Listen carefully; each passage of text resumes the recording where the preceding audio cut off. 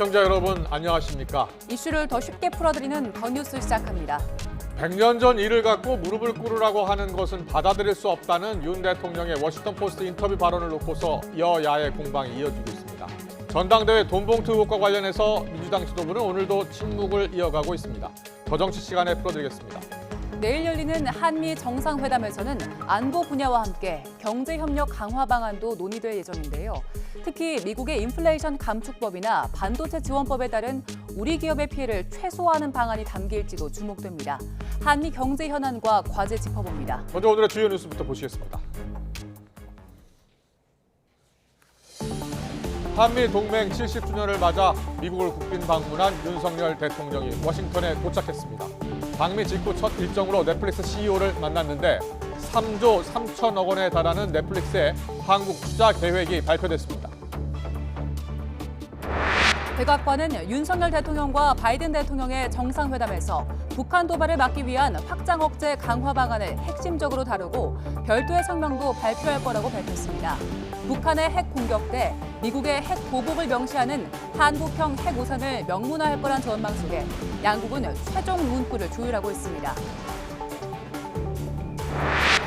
일본이 100년 전 역사 때문에 무릎을 꿇어야 한다는 생각을 받아들일 수 없다고 보도한 외신의 윤 대통령 인터뷰 내용을 두고서 여야가 공방을 벌였습니다.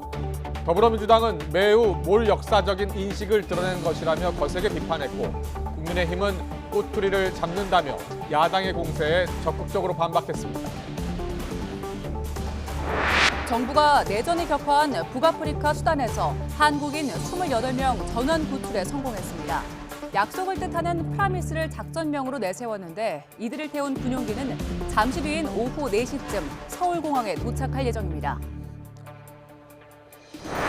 수도권 일대의 깡통 전세로 70억 원대의 보증금을 가로채 재판에 넘겨진 사기범 일당이 1심에서 중형을 선고받았습니다. 재판부는 이들이 서민과 사회 초년생들의 삶의 기반을 흔들었다고 질타하면서 검찰이 요구한 형량보다 더 무거운 형을 선고했습니다. 지난 1분기 국내 경제가 전분기보다 0.3% 성장해 역성장에서 벗어났습니다. 수출은 여전히 부진했지만 민간 소비가 늘어난 게 결정적인 영향을 미쳤습니다. 잠시 뒤에 발표될 현대차의 1분기 영업이익이 2조 9천억 원을 넘어 역대 최대를 기록할 것으로 보입니다. 미국과 유럽 같은 자동차 시장에서의 판매가 늘어난 덕분인데 현대차가 삼성전자를 제치고 상장사 분기 영업이익 1위를 차지할 가능성이 커졌습니다. 한미동맹 70주년을 맞아 국빈 초청을 받은 윤석열 대통령이 미국 워싱턴에 도착했습니다. 방미 직후 첫 일정으로 넷플릭스 CEO를 만났는데 25억 달러, 우리 돈으로 3조 3천억 원에 달하는 넷플릭스의 한국 투자 계획이 깜짝 발표됐습니다. 워싱턴에서 박소정 기자가 보도합니다. 국빈 환영 인사들이 도열한 가운데 윤석열 대통령과 김건희 여사가 공군 1호기에서 내려서자 의장대 사열에 이어 애국가와 미국 국가가 잇따라 울려 퍼집니다.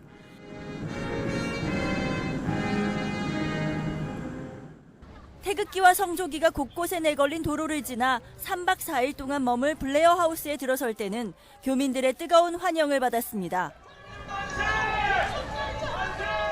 도착하자마자 진행된 첫 공식 일정. 예상했던 동포 간담회가 아닌 넷플릭스 경영진과의 만남이었습니다. 짧은 환담에 이어진 회견에서 넷플릭스 측은 앞으로 4년 동안 한국 드라마와 영화, 리얼리티 쇼 등 K 콘텐츠에 25억 달러를 투자하겠다고 발표했습니다. 우리 돈으로 3조 3천억 원에 이릅니다. 콘텐츠 산업과 창작자 그리고 넷플릭스 모두에게 큰 기회가 될 것입니다. 넷플릭스의 파격적인 투자 결정을 진심으로 찬양합니다. 넷플릭스가 한국에 진출한 2016년부터 최근까지 투자한 금액의 2배에 달한다고 설명한 CEO. 이런 결정은 한국 창작 업계에 대한 믿음 때문이며 윤 대통령의 엔터테인먼트 사업에 대한 지지도 한몫했다면서 K 콘텐츠들을 하나하나 언급했습니다. Which have produced such amazing hits as Squid Game, The Glory, Physical 100, With the partnership, we will continue to grow with the local industry while sharing the joy of entertainment with Korean storytellers. 이어 동포 간담회에 참석한 윤 대통령. 지금의 한미동맹에서 나아가 미래로 전진하는 행동하는 동맹이라는 이정표를 만들겠다고 다짐했습니다. 이번 방미에서도 세일즈 외교를 내세운 윤 대통령. 도착 첫날부터 1호 깜짝 투자를 발표하면서 경제 외교에 시동을 걸었습니다. 순방 둘째 날에는 나사 우주센터 방문 등 경제 협력 일정이 예정돼 있는데 바이든 대통령 부부와의 방미 첫 만남과 친교의 시간도 기다리고 있습니다. 워싱턴에서 YTN 박소정입니다. 백악관은 윤석열 대통령과 바이든 대통령의 정상회담에서 북한 도발을 막기 위한 확장 억제 강화 방안을 핵심적으로 다루고 별도의 성명도 발표할 것이라고 밝혔습니다. 미국 상하원 의회는 윤 대통령 국빈 방문을 환영하고 양국의 협력을 더욱 끌어올리자는 내용의 결의안을 발의했습니다. 워싱턴에서 권준기 특파원입니다. 백악관은 북한이 핵과 미사일 개발을 이어가는 지금 시점에 확장 억제가 한미 정상 간 핵심 의제가 될 거란 점을 분명히 했습니다. 정상회담 결과물인 공동 성명과 별도로 확장 억제와 관련한 성명이 발표될 거라고 예고했습니다. That statement will send a very clear and demonstrable signal of the United States' credibility when it comes to its extended deterrence commitments to the Republic of Korea and to the people of Korea. 우크라이나와 관련된 사안도 주요 이슈가 될 거라며 지금까지 한국에 2억 5천만 달러 인도적 지원에 바이든 대통령이 고마움을 표시할 거라고 밝혔습니다. 다만 우크라이나에 대한 한국의 무기 지원도 논의될지 질문에는 구체적인 지원 방안은 각국이 판단할 문제라며 답하지 않았습니다. 해외 기자를 대상으로 한 브리핑에서는 윤석열 대통령의 워싱턴 포스트 인터뷰에 대한 일본 기자의 질문이 나왔습니다. 100년 전 일로 일본이 무조건 무릎 꿇어야 한다는 것은 받아들일 수 없다는 발언에 대한 미국 정부 반응을 물은 겁니다. We're grateful that they have proven able to talk about these things and even to move forward tangibly and demonstrably on some of these issues. But it's really for them to speak to, not for the United States. 백악관은 한미 정상회담에서 한미일 삼각공조 강화 방안을 비롯해 한미 경제 협력과 투자 계획도 논의될 거라고 밝혔습니다. 미 의회 상하원에서는 윤 대통령 국빈 방문을 환영하는 결의안이 발의됐습니다. 여야 의원들이 초당적으로 뜻을 모아 발의한 결의안에는 평화와 안보의 핵심 축인 한미 동맹을 더욱 강화할 것을 촉구하는 내용이 담겼습니다. 특히 중국을 견제하기 위해 미국, 일본, 호주, 인도 4개국이 참여하는 협의체인 쿼드에 한국 참여를 지지하는 문구가 포함된 점이 눈에 띕니다. 미국 상하원 결의안은 민주당과 공화당이 초당적으로 발의한 데다 상하원 지도부 초청을 받은 윤 대통령이 의회 합동연설을 앞두고 있어 채택 가능성이 큰 것으로 관측됩니다. 워싱턴에서 YTN 권윤기입니다. 대통령실은 한미가 발표할 별도의 문건에 보다 진전된 확장 억제 방안이 담길 것이라고 언급했습니다. 북한의 핵 공격대에 미국의 핵 보복을 명시하는 한국형 핵 우산을 명문화할 것이란 전망 속에 양국은 최종 문구를 조율하고 있습니다. 워싱턴에서 조은지 기자입니다. 지난해 5월 처음 만난 윤석열 대통령과 미국 바이든 대통령은 확장 억제 수단의 하나로 핵을 꼽았습니다. 핵에는 핵을 사실상 천명한 겁니다.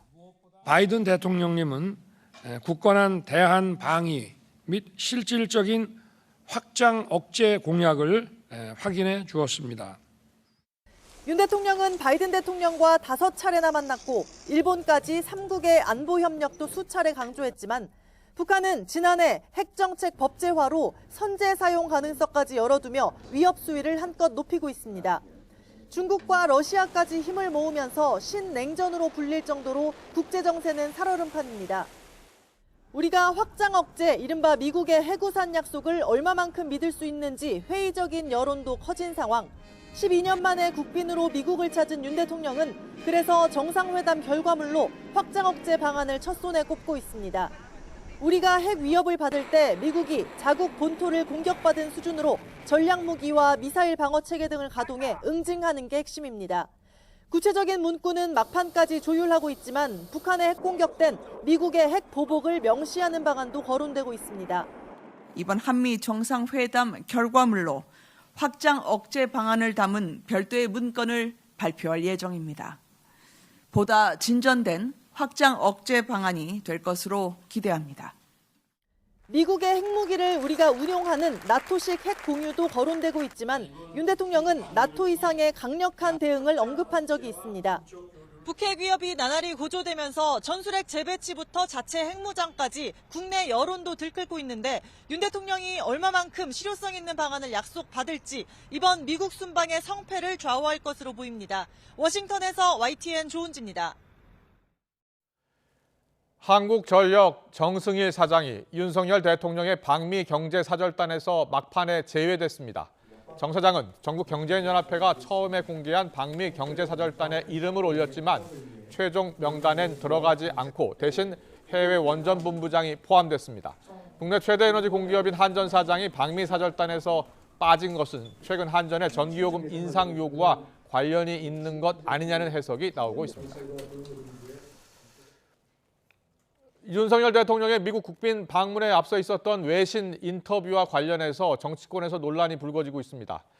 일본이 100년 전 역사 때문에 무릎을 꿇어야 한다는 생각을 받아들일 수 없다고 보도한 윤 대통령의 인터뷰 내용을 두고서 여야 공방이 커지고 있는 겁니다. 취재기자 연결합니다. 권남기 기자. 네, 국회입니다. 네, 윤 대통령의 미국 국빈 방문에 대한 정치권 반응 살펴보겠습니다. 윤 대통령이 한국을 떠난 직후에 소개가 됐죠. 워싱턴 포스트 인터뷰 내용입니다. 각종 논란이 나오고 있는 거죠? 네, 그렇습니다. 윤석열 대통령의 외신 인터뷰 내용을 두고 민주당은 일본 총리의 말로 착각하고도 남겠다며 매우 몰역사적인 인식을 드러낸 것이라고 거세게 비판했습니다. 앞서 워싱턴 포스트는 윤석열 대통령과의 인터뷰를 통해 윤 대통령이 일본이 100년 전 역사 때문에 무릎을 꿇어야 한다는 생각은 받아들일 수 없다고 말했다고 보도했습니다. 매우 무책임하고 몰역사적인 인식을 드러냈습니다. 우리 민족에게 행한 가호에 대해 진정한 반성도 뉘우침도 없는 일본을 향해 절대 무릎 꿇지 말라고 애걸이라도 하겠다는 것입니까? 반면 여당은 넷플릭스 투자 유치 성과를 강조하는 동시에 한일 관계 정상화를 늦출 수 없다는 취지의 발언을 두고 꼬투리를 잡는다며 야당의 공세에 적극적으로 반박했습니다. 북핵이 고도화되고 연일 미사일 실험을 하고 있는 이런 상황에서 대통령께서는 이 안보 협력 문제를 아주 심각하게 보시고 한일 간의 안보 협력이 불가피하다는 그런 취지로 말씀하신 거니까. 여당 일각에선 대통령 발언을 진위대로 썼는지 고민해야 한다는 외신의 왜곡 의혹까지 나오면서 한동안 파장은 계속될 것으로 보입니다. 네, 민주당 전당대회 돈봉투 의혹의 핵심 인물이죠. 송영길 전 대표 이야기 해보겠습니다. 어제 귀국했습니다. 각 당 반응은 어떻게 나오고 있습니까? 네, 먼저 여당은 귀국하는 송영길 전 대표가 송구하다면서도 돈봉투 의혹에 대한 즉답을 피하는 모습을 두고 개선 장군이라고 꼬집었습니다. 특히 야당 일각에서 무력이 없다, 큰 그릇이라며 송 전 대표를 옹호하는 목소리가 나오는 걸 두고 도덕 불감증이라며 거세게 비판했습니다. 송영길 전 대표는 자신의 측근들이 저지른 이런 범죄에 대해서 모르쇠로 일관합니다. 어찌하여 민주당의 전직 대표, 현직 대표는 모든 비리 사건에 자신은 관계없고 측근들의 일탈이라고만, 개인적 일탈이라고 면피하려고 합니까? 앞서 이번 사안을 두고 이재명 대표가 사과까지 했던 민주당은 송 전 대표 귀국에 대한 뚜렷한 입장을 내놓지 않았습니다. 이 대표 역시 의혹의 핵심으로 꼽히는 윤관석, 이성만 의원 출당과 탈당 관련 질문에 즉답을 피했습니다. 다만 비이재명계로 꼽히는 이현욱 의원은 아침 라디오에서 지도부의 결단이 필요하다며 이들에 대한 출당 필요성을 강조했습니다.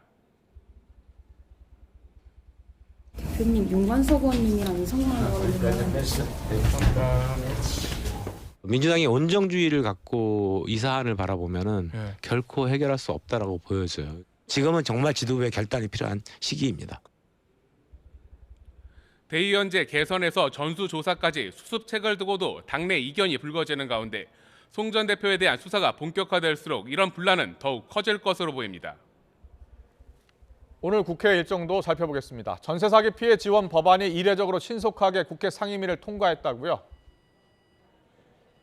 네, 그렇습니다. 국회는 행정안전위원회 전체회의를 열고 전세 보증금을 밀린 지방세보다 먼저 돌려줘 전세 사기 피해를 줄여보자는 내용의 지방세 기본법 일부 개정 법률안을 여야 합의로 처리했습니다. 소위원회와 전체회의를 연달아 열며 통상적인 법안 처리 절차보다 훨씬 빠른 하루 만에 심사와 처리가 이루어졌는데 오는 27일 본회의에서 통과될 예정입니다.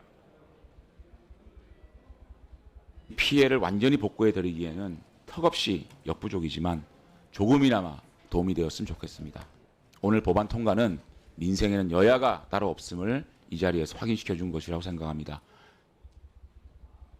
반면 파업 노동자에게 기업의 과도한 손해배상 청구를 제한하는 내용의 노란봉투법 직회부 여부를 두고 환경노동위원회 전체회의에선 여야의 날선 공방이 오갔습니다.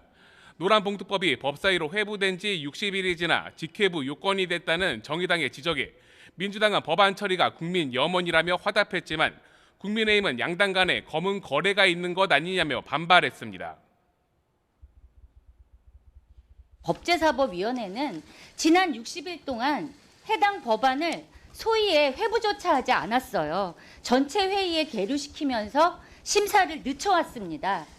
법사위가 논의도 하지 않고 발목을 잡는 이유는 결국 재개를 위한 소원 수리일 뿐이다. 이건 분명하지 않냐 이렇게 보고 있습니다. 정의당에서 지금 뭐 쌍특검법을 갖다 통과시키기 위한 검은 거래가 있는 거 아닌가라는 내가 의혹도 갖고 있는데요. 그렇게 하시면 안 되는 겁니다. 그렇게 하시면 안 되고요. 노란봉투법에 대한 본회의 직회부 여부를 두고 논란이 이어지자 민주당 소속 전해철 환경노동위원장은 여야 간사 협의를 요청했습니다. 다만 협의가 안 되면 위원장으로서 어떤 조치를 하겠다고 말하는 등 직회부 가능성을 내비치기도 했는데 이럴 경우 여야의 격돌이 예상됩니다. 지금까지 국회에서 전해드렸습니다.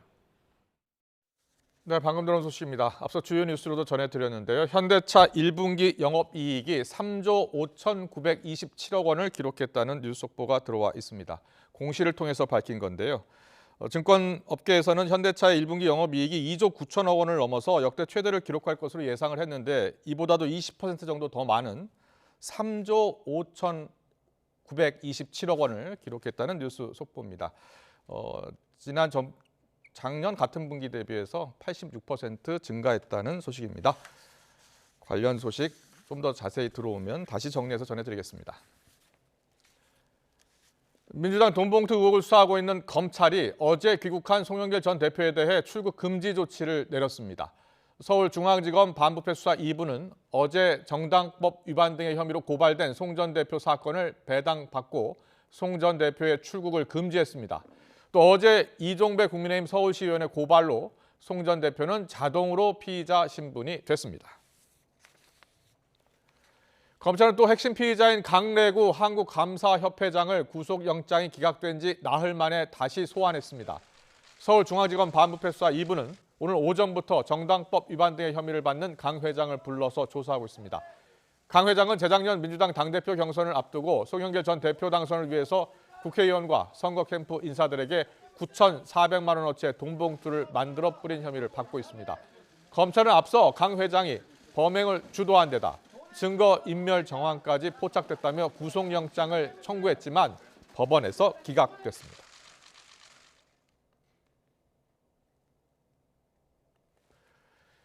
네, 송영길 전 대표의 국회의원 보좌관이었던 A씨가 공기업 대표로 재직하면서 중복 계약을 맺어 회사에 손해를 끼친 혐의로 경찰의 수사를 받고 있습니다. 인천경찰청은 A씨가 대표로 지냈던 업체 측에서 고소장을 접수받아 A씨의 배임 혐의를 수사하고 있습니다. 업체는 고소장에서 A씨가 재작년 재외 동포들의 주거시설을 짓는 사업을 진행하면서 시행사가 이미 하청을 준 업체에 사실상 같은 성격의 용역 업무를 주며 66억 원을 지급해 회사에 손해를 끼쳤다고 주장했습니다.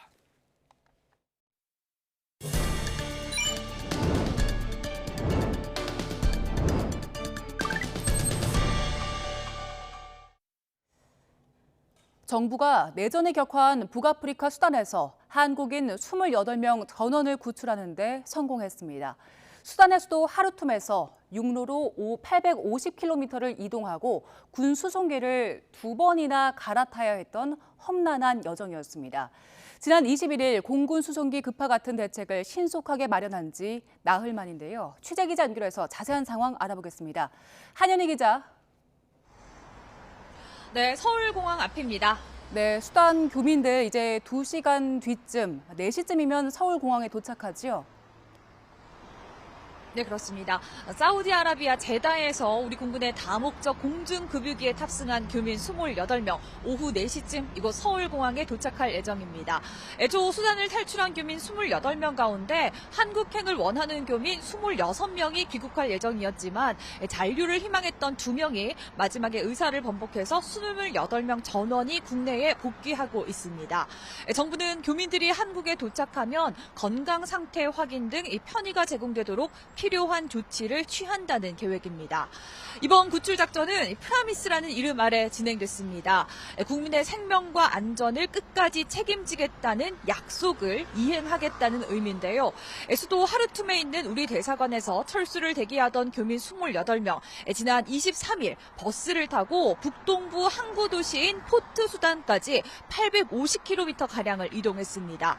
이후 포트 수단에서 우리 군 수송기를 타고 사우디아라비아 제다로 이동한 뒤 그곳에서 기다리고 있던 우리 공군의 다목적 공중급유기 시그너스에 옮겨 타서 귀국길에 오른 겁니다. 정부가 제공한 현지 화면을 보면 군 호의를 받으면서 시그너스에 탑승한 우리 교민들의 표정에서 안도감이 느껴지는데요. 정부 이번 작전 성공을 위해서 긴밀하게 협력했습니다. 대통령실에서 2-3시간 간격 상황 점검 회의를 진행한 것은 물론이고 외교부에서는 사우디아라비아는 물론 인접국인 아랍에미리트와 미국 등의 협조 요청을 진행했습니다. 또 국방부는 지난 21일 공군 수송기 C-130J 수표 허큘리스에 이어서 항공편이 여의치 않을 경우에 대비해서 오만에 있던 청해부대 소속 충무공 이순신함을 수단 인근으로 급파했고 또 하늘의 주유소로 불리는 다목적 공중급유기 시그너스도 사우디로 보내며 가용 자산을 그야말로 총동원했습니다. 특히 수표 허큘리스와 시그너스는 재작년 아프가니스탄 조력자 국내 이송을 위한 미라클 작전에 이어서 또다시 활약을 펼쳤는데요. 임무를 마친 슈퍼 허큘리스 조종사들은 이르면 오늘 저녁 사우디아라비아에서 출발할 전망입니다. 지금까지 서울공항에서 YTN 한현입니다. 네, 전해드린 것처럼 이번 군사작전의 이름은 영어로 약속을 뜻하는 프라미스입니다. 교민 전원을 구출하겠다는 약속을 꼭 지키겠다는 의미를 담고 있는데요. 군사작전명을 짓는데 특별한 규정이 있는 건 아니지만 군의 작전명에는 나름의 의미가 있습니다. 작전의 목표와 성격을 함축적으로 담을 수 있도록 짓는다고 하고요. 또 상식적인 선에서 적국이나 동맹국을 자극할 수 있는 정치적, 종교적 용어는 배제해야 합니다. 지난 2011년 소말리아 해적에게 인질로 잡힌 3호 주얼리호 선원을 구출하는 작전의 이름은 아덴만 여명 작전이었습니다. 우리 청해부대가 투입돼서 5시간 정도 교전 끝에 선원 21명을 모두 구출했습니다. 당시 8명의 해적을 사살하고 5명을 생포했는데요. 대한민국 해군 사망자는 없었지만 3호 주얼리호 선장인 석해균 선장이 복부와 무릎 등에 관통상을 입었습니다. 보통 군사작전은 어둠이 사라지고 동틀 무렵인 새벽에 이루어지는데요. 아덴만 여명 작전도 새벽에 시작됐습니다. 아덴만은 장소를 의미하고요. 또 여명에는 공격 시간과 희망의 빛이란 뜻이 함께 담겼습니다. 이 이름은 당시 한민구 합참의장이 장명한 걸로 알려졌습니다. 그리고 2021년 여름에는 아프가니스탄 탈레반의 공세로 아프가니스탄의 수도 카불이 함락됐죠. 우리 정부에 협력한 아프간인을 구출해서 국내로 이송하는 작전이 이루어졌는데 작전명은 미라클 작전이었습니다. 아프가니스탄인들이 새로운 선택을 하는데 희망을 준다는 취지에서 기적을 뜻하는 미라클이란 이름을 붙인 겁니다. 미라클 작전은 그 과정도 기적에 가까웠는데요. 탈레반이 카불을 점령한 뒤 전파 간섭으로 입국 희망자에게 연락하는 것부터가 어려웠습니다. 비상 연락망이 가동돼서 희망자들과 기적적으로 연결됐지만 이후 카불 공항으로 이동과 탈레반의 검문까지 하나하나가 긴장의 연속이었습니다.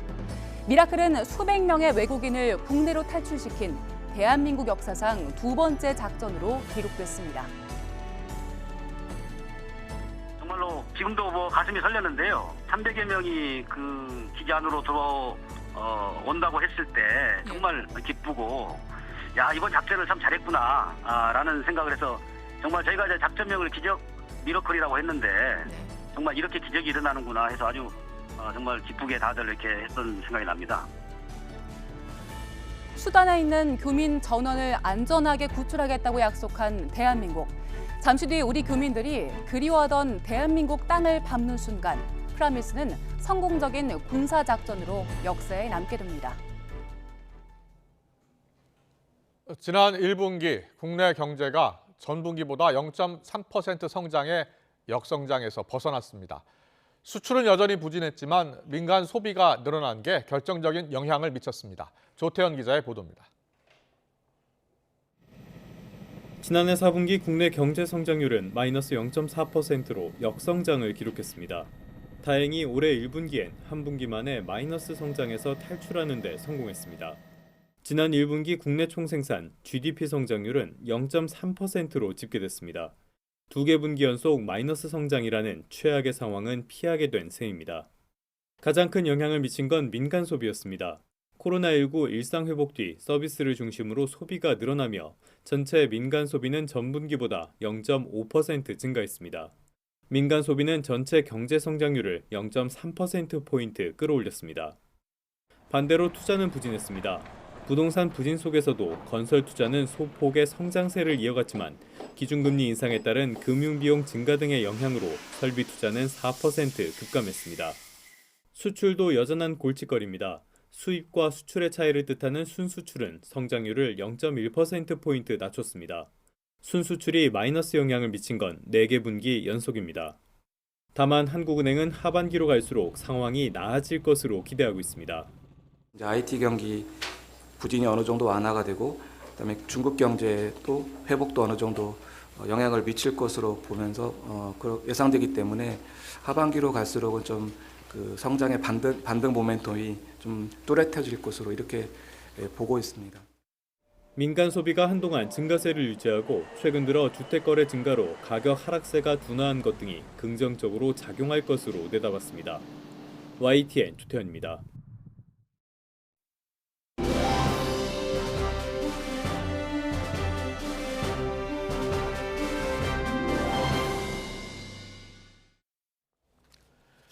윤석열 대통령은 이번 방미 기간 안보와 경제 분야에서 한미 양국의 협력 강화 방안을 논의할 예정인데요. 어제는 이 시간에 안보 협력 과제 짚어봤고요. 오늘은 경제 협력 방안과 관련 과제를 알아보겠습니다. 네, 대통령실은 안보 동맹과 가치 동맹에 이어서 기술 동맹까지 이번 방미의 일정이 3가지 키워드로 수렴된다고 밝혔는데요. 기술 동맹은 첨단 기술 분야 협력을 말하는 거고요. 다양한 경제 협력 성과가 나올지 주목됩니다. 관련해서 주원 현대경제연구원 경제연구실장과 이야기 나눠보겠습니다. 어서 오세요. 어서 오십시오. 안녕하십니까. 안녕하십니까. 먼저 오늘 발표된 넷플릭스 K 콘텐츠 투자 소식이요. 네. 25억 달러, 3조 3천억 원을 투자하겠다는 약속을 받은 겁니다. 네. 어떤 성과, 어떤 의미가 있을까요? 넷플릭스가 어떤 특정 국가나 기업에 대해서 그렇게 얼마를 투자하겠다 이렇게 발표를 한 건 없거든요. 그래서 아주 이례적인데. 예. 우리 이제 대통령님 그 일정에도 없었죠. 네. 예, 갑자기 생긴 건데, 보통 이런 거는 예. 미국으로 넘어가시기 전에 예. 다 조율이 됩니다. 그렇군요. 당연히 그래야 되지 않겠어요? 예. 갑자기 만나서 뭔가 얘기를 하고 사인을 하고 이럴 수는 없으니까 보통 높으신 분들은 CEO나 우리 이제 국가원수가 밖에 나가서 할 때는 형식은 회담이지만 사실은 다 짜져 있고 실무진들이 하고 이제 사인을 했기 때문에 제 생각에는 아마 미리 얘기가 됐던 것 같고 깜짝 발표라고 보시는군요. 깜짝 그러면. 이벤트를 해야 이제 좀 효과가 있죠. 그래서 근데 상당히 좀 긍정적입니다. 그리고 넷플릭스가 그냥 투자하겠다는 건 아니고 우리 그 오징어 게임하고 더 글로리를 아마 제가 알기로는 넷플릭스가 투자를 했던 직접 언급했대요, CEO가. 그래서 우리 K 문화라가 K 콘텐츠의 잠재력을 상당히 좀 높게 평가한 것 같고 그래서 상당히 좀 중요한 성과다 이렇게 보시면 될 것 같습니다. 알겠습니다. 투자하기로 한 금액 3조 3천억 원. 네. 이 정도면 이게 어느 정도 규모인 거예요?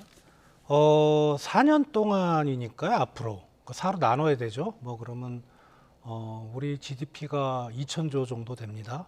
그러면 한 뭐 3조 3천억이면 1조가 좀 안 되는 규모긴 한데 예. 아주 큰 규모는 아니지만 네. 그래도 우리 이제 그 영화나 드라마 쪽에 그런 콘텐츠 산업에 상당히 좀 도움이 될 걸로 그렇게 생각이 됩니다. 네.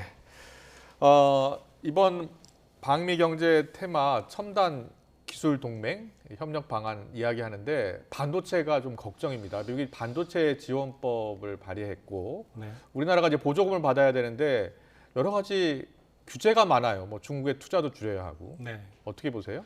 이게 이제 대만에 우리하고 경쟁하는 반도체 기업인 TSMC가 있고 네. 우리 이제 삼성전자, SK 하이닉스가 있는데 그 이제 독소 조항이 한 뭐 4가지 정도 되는데 서로 좀 이해관계가 좀 직접적으로 걸리는 조항이 좀 달라요. 네, 네. 그러니까 TSMC 같은 경우는 어떻게 보면 이제 장부를 깔아.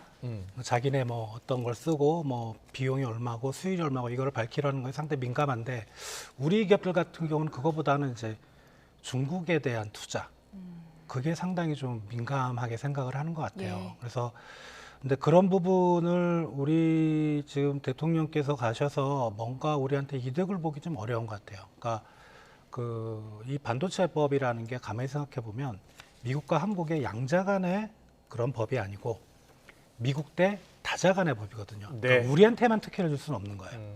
그게 사실은 우리가 뭘 얻어낼 수 없다는 가장 큰 이유가 되는 거고요.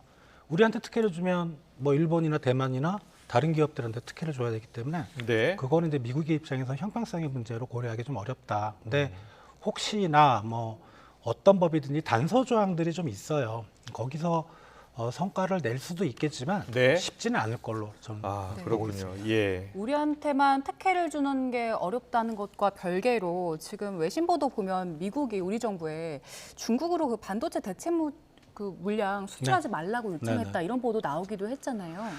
이게 이제 영국 파이낸셜 타임스 기사를 가지고 로이터 통신이 이제 인용을 한 건데 아직은 그 우리 해당 기업들이나 그다음에 우리 정부 관계자들이 공식적인 언급은 없습니다. 예. 네. 근데 로이터 통신이 오버를 했을 리는 없고 어느 정도 좀 근거가 있는 내용인 것 같긴 한데 구체적으로 어떤 내용이었죠? 일단은 중국이 미국에 이제 반도체 회사 마이크론, 네. 마이크론에 마이크론 대해서 테크놀로지라는 예, 회사가 있죠, 미국에. 안보 심사라는 걸 합니다. 네. 그러니까 뭔가 좀 건수를 잡은 것 같아요. 네. 같아서 여기에 대해서 이제 만약에 그걸 심사를 해서 뭔가 문제가 있다 그러면 이제 규제를 하겠죠. 근데 네. 규제를 하는데 규제의 내용에 대해서는 지금 아무것도 모릅니다. 예. 모르는데 이제 언론에서 얘기하기로는 마이크론이 미국에다가 반도체를 수출하거나 파는 것을 금지하는 게 아닌가.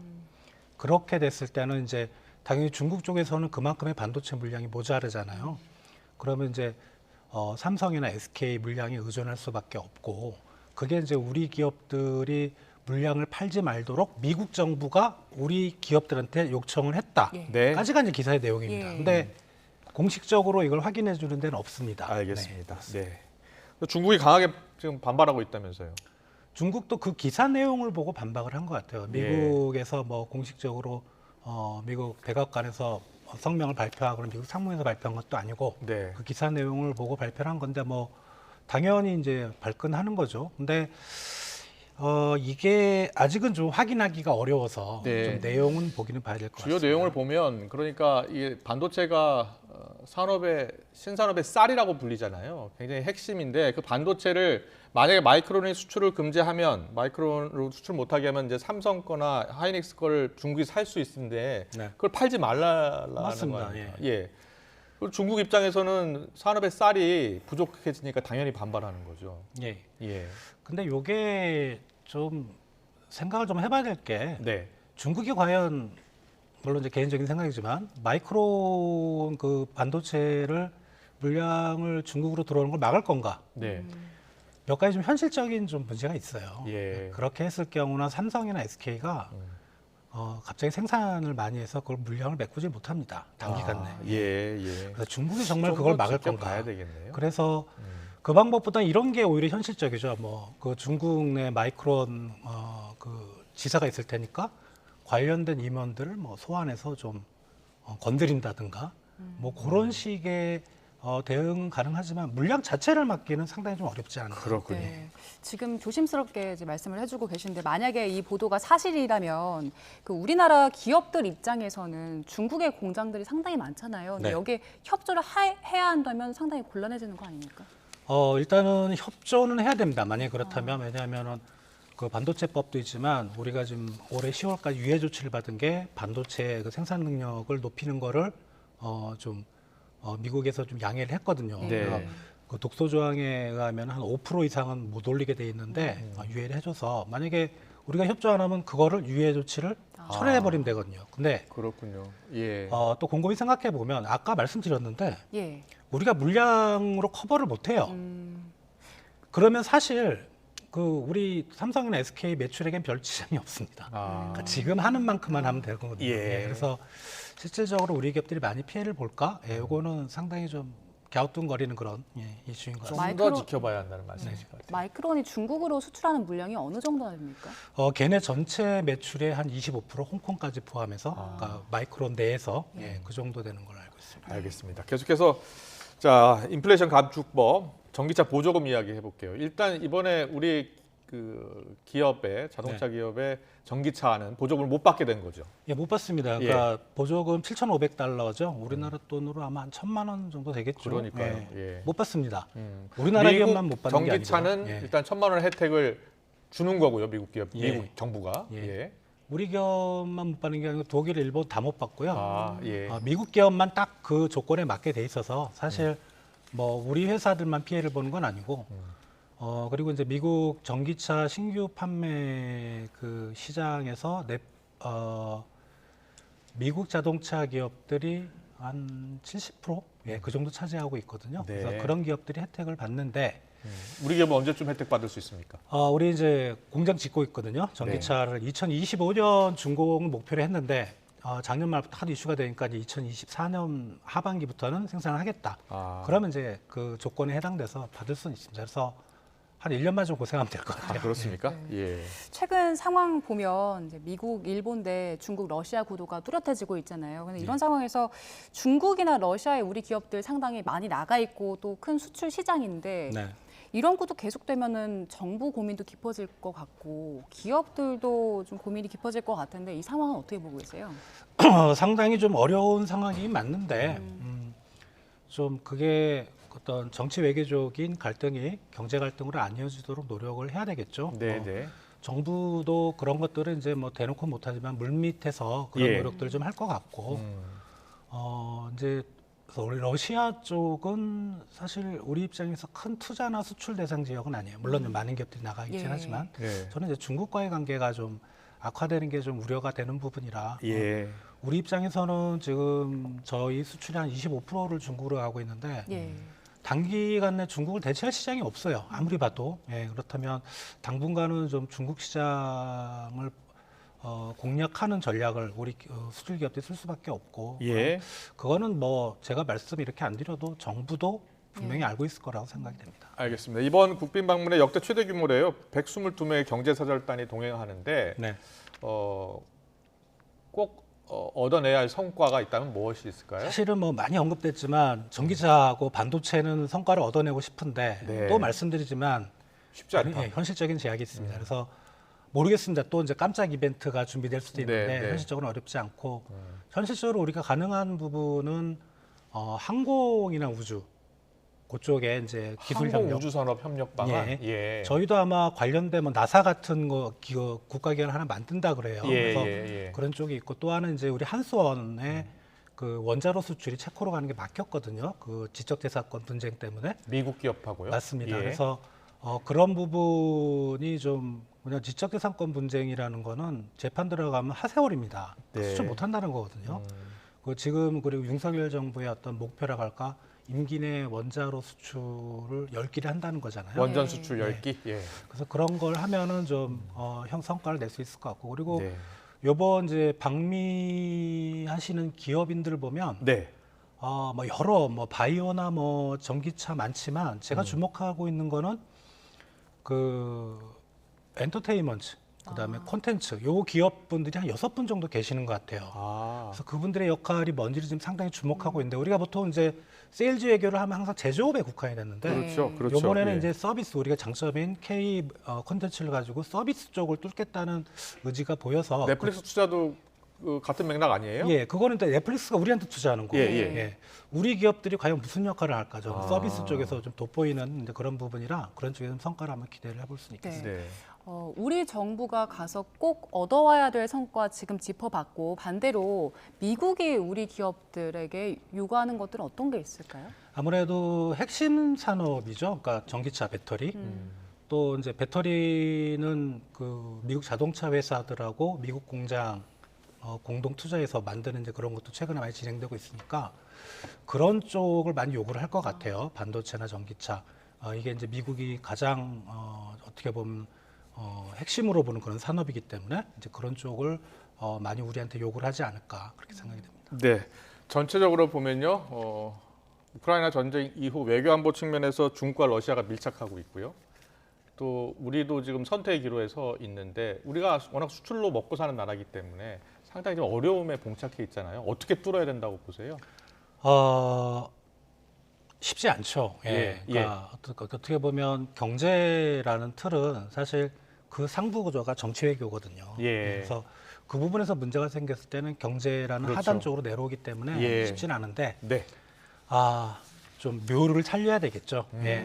뭐 우리가 정치 외교 쪽으로는 미국과 좀 동맹 관계를 강화하지만 그래도 통상이나 이런 쪽에는 중국과의 끊임없는 대화 그리고 서로를 이해할 수 있다면 우리 기업들의 피해를 좀 최대한 줄이지 않을까 생각이 됩니다. 알겠습니다. 내일 정상회담이 있습니다. 안보와 경제 분야에서 한미 경제 안보 협력 강화 방안 어떤 내용이 발표될지 지켜보고 또 이야기 나눠보겠습니다. 지금까지 주원 현대경제연구원 경제연구실장과 짚어봤습니다. 잘 들었습니다. 고맙습니다.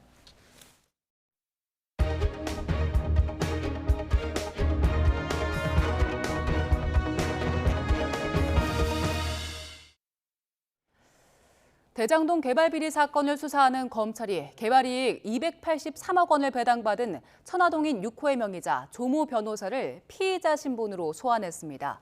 서울중앙지검 반부패 수사 3부는 범죄수익은닉규제법 위반 혐의를 받는 조 변호사를 불러 실소유자인 부산저축은행 불법 대출 브로커 조모 씨의 명의를 수탁한 경위와 배당금이 어디로 흘러갔는지 조사하고 있습니다. 조 변호사는 천화동인 6호의 서류상 소유자로 행세하면서 배당금 283억 원을 차명으로 숨겨준 혐의로 지난 6일 실소유주 조 씨와 함께 압수수색을 받았습니다. 조 씨는 대장동 사업 초기 부산저축은행 대출을 불법 알선한 혐의로 검찰 수사를 받았고 당시 박영수 전 특별검사가 조 씨를 변호했습니다.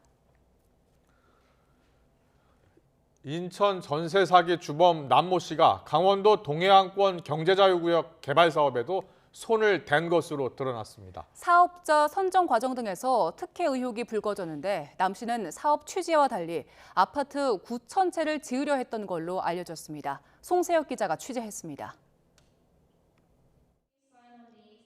YTN이 입수한 2021년 8월 동해안권 경제자유구역청에서 열린 망상일지구 투자협약식 영상입니다. 인천 전세 사기로 구속된 남모 씨와 최문순 전 강원도지사, 당시 경제자유구역청장 등이 참석했습니다. 본인 씨는 필립주의 S그룹과 망상 제1지구 개발 사업에 대한 투자 협약을 체결하게 되었습니다.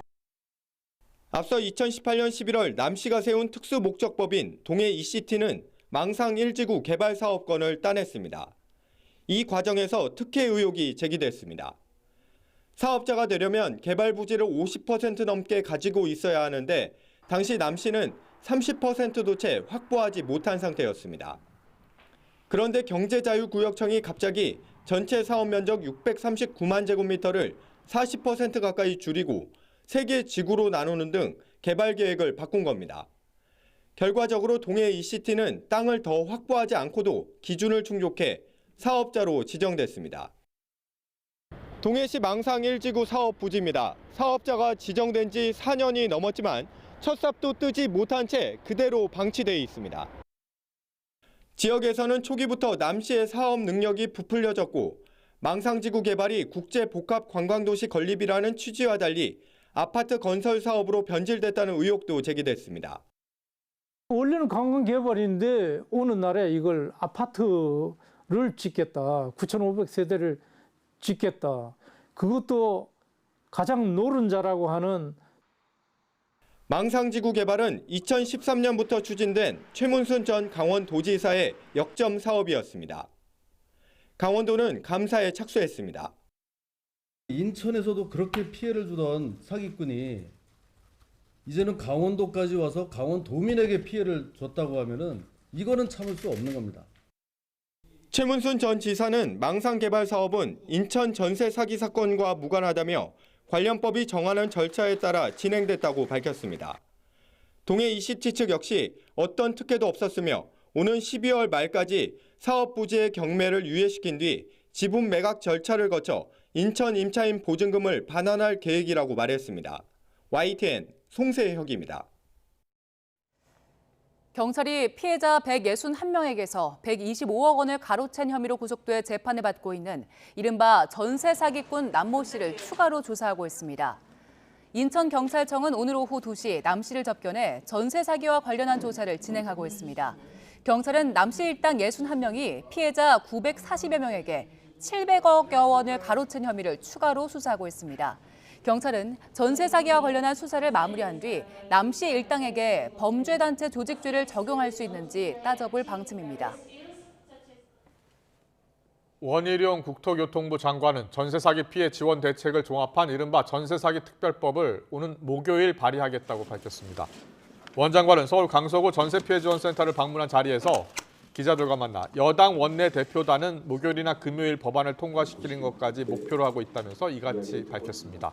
선보상 후 구상 방안에 대해선 사기 피해를 국가가 떠안는 것은 가능하지도 않고 가능하더라도 사기 범죄를 국가가 조장하는 결과가 된다면서 얼마를 주고 사면 피해자가 만족하겠나라고 말했습니다.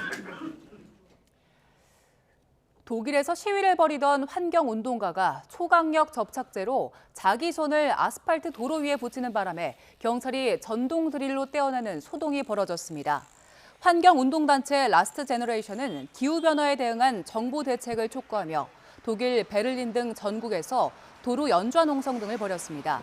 이 과정에서 일부 환경운동가들이 초강력 접착제로 도로 위에 자기 손을 붙이는 방식으로 점거를 이어갔습니다. 이들이 쓴 접착제는 기름으로 녹여 떼어낼 수 없는 특수한 것이어서 결국 경찰이 전동 드릴 등을 이용해 손이 붙어있는 도로 주변을 파내 이들을 떼어냈습니다. 이 단체는 이전에도 아스팔트에 손을 붙이는 퍼포먼스를 벌여 보수 정치인들로부터 극단적이라는 비난을 받기도 했습니다. 오늘은 촉촉한 봄비가 내리며 날이 다소 쌀쌀합니다. 현재 서울 기온은 11.3도로 어제 같은 시각보다 9도나 낮은데요. 이 같은 날씨는 내일까지 이어지겠습니다. 내일도 곳곳에 봄비가 내렸다 그치기를 반복하겠고요. 예년보다 쌀쌀하겠습니다. 외출하실 때는 옷차림에 각별히 신경 써주시기 바랍니다. 현재 레이더 화면부터 살펴보도록 하겠습니다. 전국 대부분 지방에 약한 봄비가 내리고 있습니다. 비는 늦은 오후 서쪽 지방을 시작으로 밤에는 대부분 그치겠고 그 사이 예상되는 비의 양은 경남 해안에 최고 30mm, 그 밖의 지방은 5에서 10mm가 되겠습니다. 서울 등 수도권은 1mm 미만으로 양이 많지 않겠습니다. 하지만 내일도 아침부터 낮 사이 중부와 전북에 비가 조금 내리겠고요. 비의 양은 5mm 안팎이 예상됩니다. 내일 아침 기온은 오늘보다 또 예년보다 낮아 쌀쌀하겠습니다. 서울과 대전, 광주와 대구 모두 8도가 예상됩니다. 내일 낮 기온은 오늘보다 높겠지만 여전히 예년보다는 낮아 쌀쌀하겠습니다. 서울 16도, 광주 17도, 대구 20도가 예상됩니다. 모레부터는 기온이 오름세를 보이며 따뜻한 봄 날씨가 이어지겠고요. 다가오는 토요일에는 남부지방과 제주도에 비가 내릴 전망입니다. 오늘 비가 내리면서 충청 이남 지방에 건조특보는 해제됐습니다. 하지만 수도권과 영서에는 여전히 건조주의보가 내려져 있으니까요. 이 지역에 계신 분들은 불씨관리 철저히 해주시기 바랍니다. 지금까지 YTN 원희다입니다. 100년 전의 일을 갖고 무릎을 꿇으라고 하는 것은 받아들일 수 없다는 윤석열 대통령의 워싱턴 포스트 인터뷰 발언을 놓고서 여야 공방이 오늘도 이어지고 있습니다. 전당대회 돈봉투 의혹과 관련해 민주당 지도부는 오늘도 침묵을 이어갔습니다. 잠시 뒤 더 정치 시간에 풀어드리겠습니다.